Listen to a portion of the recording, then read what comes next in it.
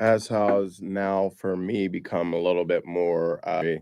Let us have a little bit of reflection and prayer and remarks a little bit before we enter into Shabbat. That we should all be able to see godly light. We should all have a beautiful rest. That we should all continue to grow from strength to strength. Uh, Sometimes the Hasidus, the when the Hasidus, the feeling that it gives us when we're learning is ultimate feeling, and we refer to this like this aha moment when you have that like moment and you feel like really close to God. But uh, sometimes even when we have that aha moment. The closeness that we feel with God is still very far away. And one of the concepts that we're bringing down and want to continue to repeat is that we don't have to understand everything all at once. Things take a little bit of time, but the godly elevation that we feel within us, even if we feel that intellectually we didn't take all in by making that action and learning Hasidus, then there's a change that happens inside of us that is absolutely phenomenal. One of the this week brought out in the way we want to be and how Hasidus illuminates our life is like, sometimes there's so much good. You see everything, and then you look at the smallest little crack and speckle and you focus on this when it doesn't even matter. And we want to be the other way. We should be able to look into a complete darkness and be that light. You should be able to look into a situation or a frame that's completely a wreck, and you should be able to find good in it and find something to elevate and something good to say and something nice to do. May we all have that power.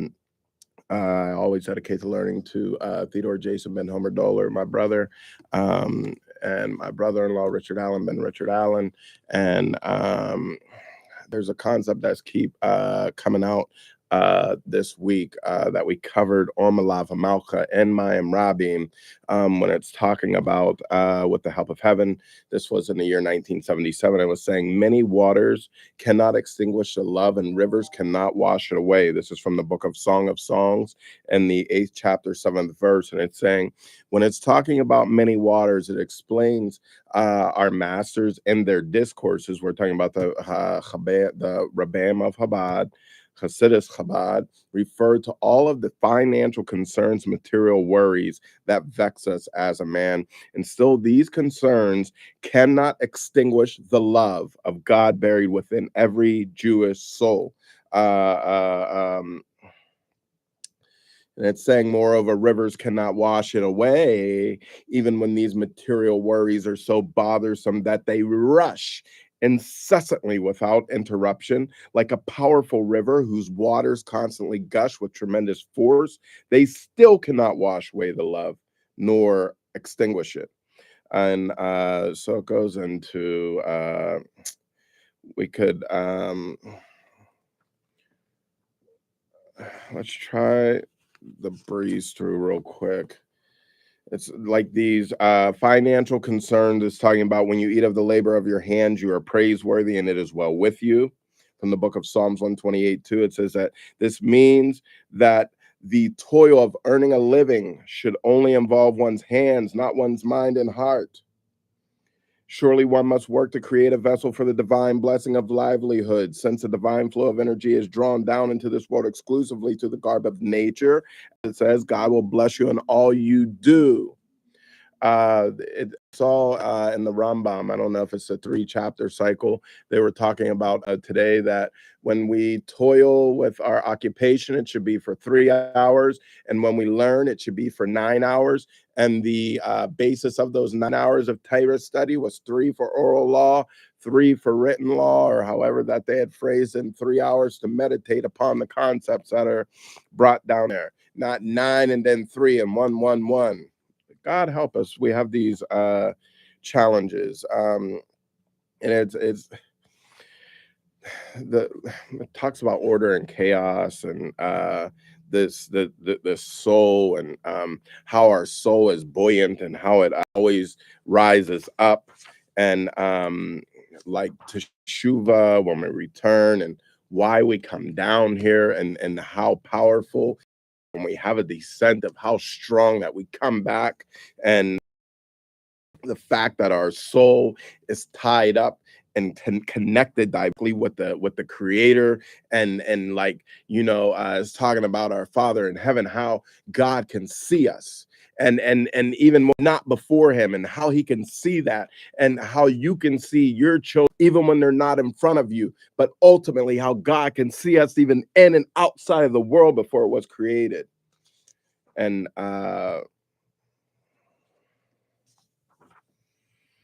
the ultimate points it wants to bring up is okay, it's saying descent in the yearly cycle. It's saying there's these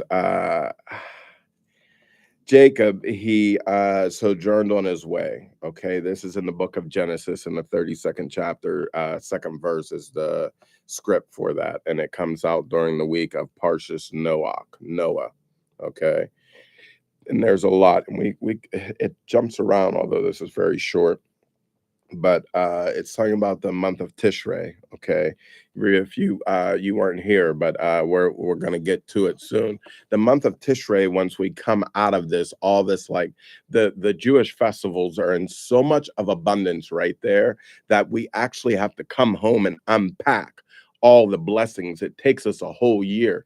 And I want to also let you know right now all the blessings that have just been brought down in the Hasidic New Year, and with Yud Tes Keslev, with Chaf Dalet Teves, with Hey Teves, with Chaf Bei Shabbat, with Yud Shabbat. Now what we have to do is just kind of go in there and unpack some of those things. For you guys who aren't sure what I'm talking about, I'm talking about the New Year for Chassidus. We're talking about the yard site of the Bel Hatanya, the Alter Rebbe, Chaf Dalet Teves. We're talking about Yud Shabbat. We're talking about the yard site for the Friedeker Rebbe, and the year anniversary after, with the Nesius and the Rebbe beginning to lead Hasidus Chabad, and the organization forward from that point.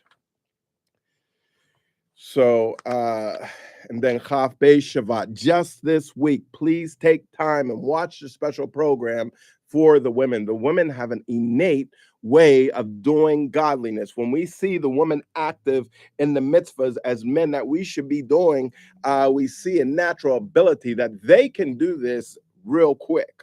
So we're praying that everyone together, as we tip the scale together, so that we have true success and Hatzlacha and Netzach, success and victory, and to be able to truly flip the scale.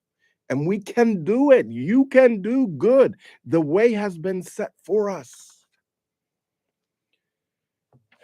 One mitzvah at a time, one good deed at a time, one more bit of studying, one more mitzvah, one lighting those candles, wrapping the tefillin, making tzedakah, making teshuvah, toiling. These worldly affairs, they're daunting and tumultuous, and it's like many waters. It's like to hang out in life now in 2026, we're like kicking and doggy paddling. At least some of you know how to swim, but it says, nevertheless, this is the point that we're here for right now. Not only does one possess the strength to withstand these pressures and retain one's spiritual integrity, but even more so, this descent actually elevates one to a greater level than before. We spent this preparation on Basi Lagani before Yud Shabbat. Everything gets down into preparation. We want to, like when you're about to receive the godly light, or like even for Shabbat day, you don't just come into Shabbat day. There's preparation that's there. Even when we are davening, we prepare ourselves with our mind. Even something as simple as putting on the gartel, or whatever that we can do when we prepare and give ourselves a basis and a foundation foundation for this godly light to be able to come into us. When we're talking about the Basi Lagani, we're talking about all these years that the godly present, there were 7 generations that the godly presence left, the Shekinah left the face of the earth, for lack of better words. And then it was 7 generations for it to come back down, beginning with Abraham Avinu, Abraham our father, and then his son Isaac, and the 7 generations after that. And the point is, still reiterating from Basi Lagani, I come to my garden, also out of this Song of Songs, interestingly enough, if I'm correct.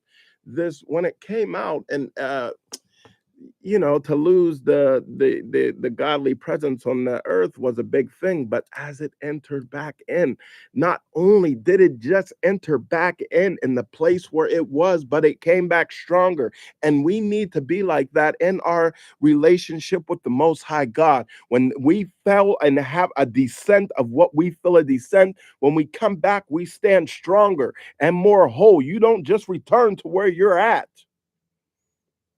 Know that you come back stronger than you ever have been, and your relationship with God is stronger than it ever has been, and your ability to be successful is stronger than it's ever been, and your future is brighter than it will ever has been before and will be. So this descent actually elevates one to a greater level than before, for through it one becomes, it's called a mahalach.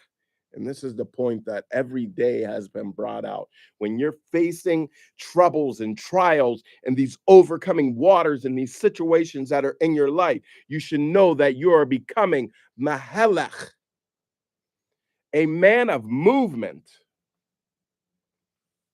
It says, while in its pristine state, the soul, unencumbered by a physical body, enjoys a high degree of apprehension of divine presence.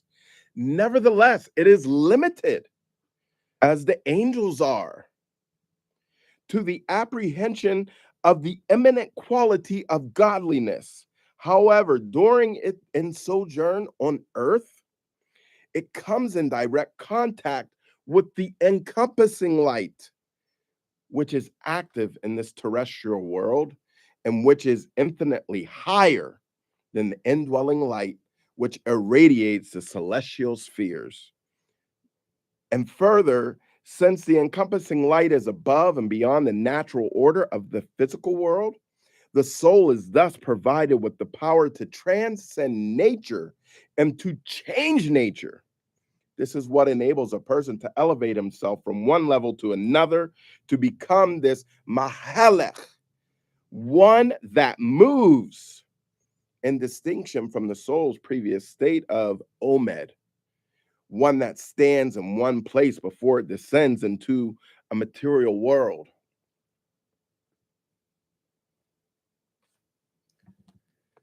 Through Jacob's descent in the Quran, he became a man of movement. Okay. And it's reminding us that joy is the ultimate emancipator. Moreover, once one is cognizant of this truth, that the purpose of this descent into one's personal affairs is for the ensuing elevation, one's anxiety over the journey melts away, replaced instead with immense joy and a gladdened heart, as it is said regarding Jacob's journey. And Jacob lifted his feet since he was promised good news. When you look at things in a bright way, you want to go forward. You're not held back. Even if you're in the middle of a musty situation, if you know that there's light at the end of the tunnel, you walk forward. And this is why we're saying right now to bring this messianic era, because we know that it's right here before us. Whatever is in front of your eyes, block it out. Don't worry about it. Face the challenges. Understand that we're Mahalek and we're going to an ultimate pristine state.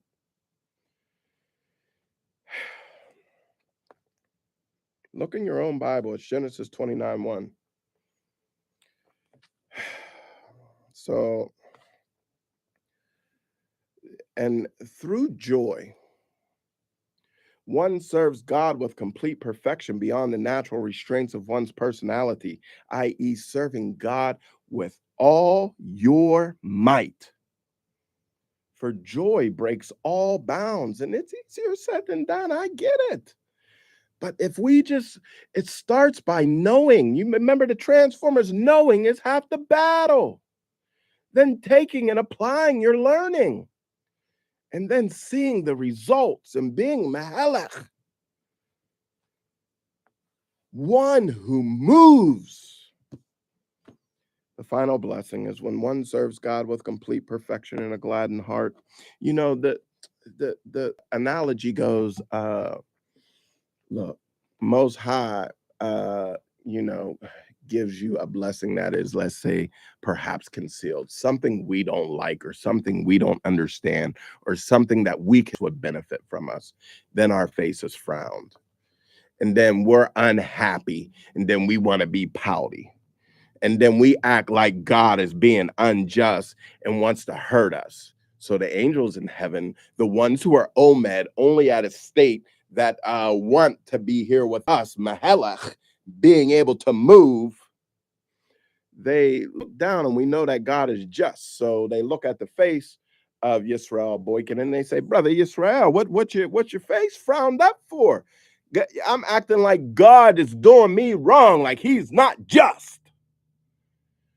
And they look back at your record and they find not only has God been just to you, but you received too much mercy. And then they have to adjust the record. So what we want to do is we want to always be smiling, because then when they see that we're smiling and they look back at the record, they're like, whoa, God did all this to him. What's he smiling for? And he give him more. It's easier said than done. Knowing is half the battle, applying it. And when we apply this, we create this spark of just godly energy that elevates through the heavenlies, because God is always looking for us. God is always caring for us. And when we show care for God and when we look for God, then we become Mahelek, rising upwards and creating a generation and generating godly light from the lower realms, not only from the holy realms. And this relationship solidifies and brings us into this messianic era. This is how we do it. This is what we're asking you to do. This is how we finish the job. Your final blessing when one serves God with complete perfection, study. You have to read, you have to have your Bible out, you have to become further educated. Prayer, you have to have this avoda and this time of talking with your creator, and good deeds, truly actionable items in a way that God has set us and commanded us to do, which correspond to the three sons of Noah. Then it's saying one last point here in Kabbalah, the three sons of Noah correspond to the three midos, these midot, these attributes: Chesed, Gavora, and Tiferes. Tiferet is kindness, severity, and like the crowning of glory. Tiferes, beauty. And these three midot, these attributes, these characteristics, in turn represent the three modes of how we push forward our divine service and our avoda by Torah study, prayer, and good deeds. A lot of people, we don't even know how to pray. We want to be godly. We don't even know how. And you have the opportunity to learn going forward. Apply yourself. So in turn, the blessing one receives is a complete blessing, and it causes him much joy, glad in heart. And this blessing is for our spiritual and physical affairs, and ultimately our spiritual and physical affairs as one. We should continue to have an elevation of just great success. God should give you, and you should be able to see blessing in your life, and the challenges that are before us. We should be able to focus and triumph, and from these trials that we go through, and walk and understand that a lot of things are just circumstantial, and that they are there to bring us close to God. And sometimes there's nothing we've done. If you look, you got a situation in your life, then you ask most and you reflect why this is happening to me. But when you see it happening to one of your brothers or sisters, you just should know. You don't go into trying to figure out their inventory and figure out what had happened to them because of the way our world goes. You could see them and not yourself. Just know it's because God loves them.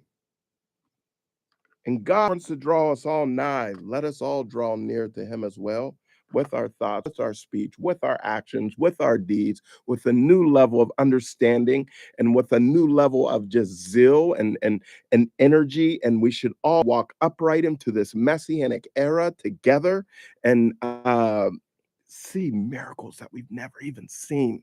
And what we've been working on this for generations and generations and generations. And it's right there. Finish the job.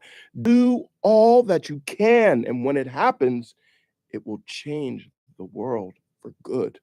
Let us embrace to continue to receive this change of the footsteps of this messianic era right at our door in this special time of just blessing and sharing and caring and just a whole new special time of love and adoration of the Most High God and of each other, and continue to be mahalach and just go level by level in godliness and togetherness and understanding and just success. God be with you. Shabbat shalom.